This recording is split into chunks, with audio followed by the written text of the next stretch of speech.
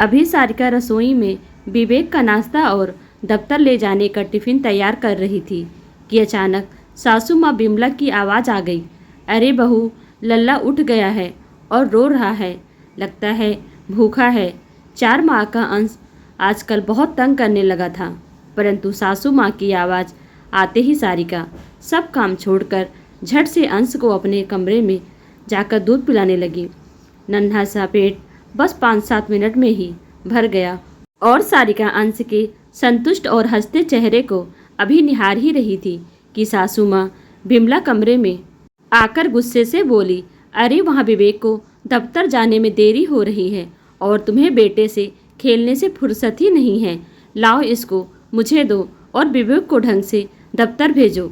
हर बार की तरह सारिका चुपचाप अंश को सासू माँ को देकर रसोई की ओर बढ़ गई। उधर सासू माँ अंश को लेकर ड्राइंग रूम में बैठकर पोते अंश के साथ खेलने लगी और साथ ही साथ अपने बेटे से बतियाने लगी।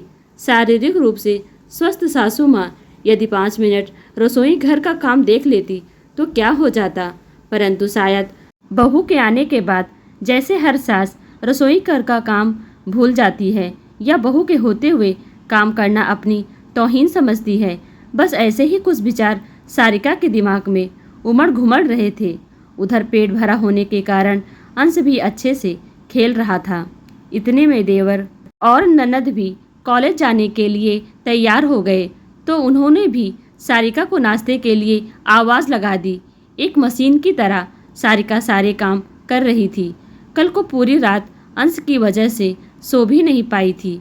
आजकल सर्दियों में रात में बहुत बार उठता था। इतने में ननद रिया की आवाज़ आई, भाभी लो अंश ने अपने कपड़े गंदे कर दिए, आकर इसके कपड़े बदल दीजिए। बस मम्मी जी का और अपना पराठा सेक कर आती हूँ रिया, कहते हुए सारिका ने और जल्दी जल्दी हाथ चलाने शुरू कर दिए। अरे बहू अब आ भी जा, गुस्से से बिमला जी बोली। सासू माँ का पराठा बनाकर अपना पराठा बिना बनाए सारिका ने सासू माँ को नाश्ता पकड़ाया और अंश को उठाकर गुसल खाने की ओर भागी। उधर बिमला जी आराम से टीवी चलाकर गर्मा गर्म नाश्ता करने लगी और दोनों बच्चे भी कॉलेज को निकल गए। अंश के कपड़े बदले ही थे कि उसे फिर से भूख लग गई थी। रसोई घर में अपनी ठंडी चाय और 2 बिस्किट लेकर सारिका अंश को चाय पिलाने लगी। अब उसमें अपने लिए नाश्ता बनाने की हिम्मत नहीं थी। देखते ही देखते आज 10 बज गए थे, पता ही नहीं चला। अंश जैसे ही सोया सारिका ने इत्मीनान की सांस ली और इतने में काम वाली ने आकर घंटी बजा दी। फटाफट उसके साथ लगकर सारा काम करवाते करवाते घड़ी ने 12 बजा दिए और अंश भी उठ गया था।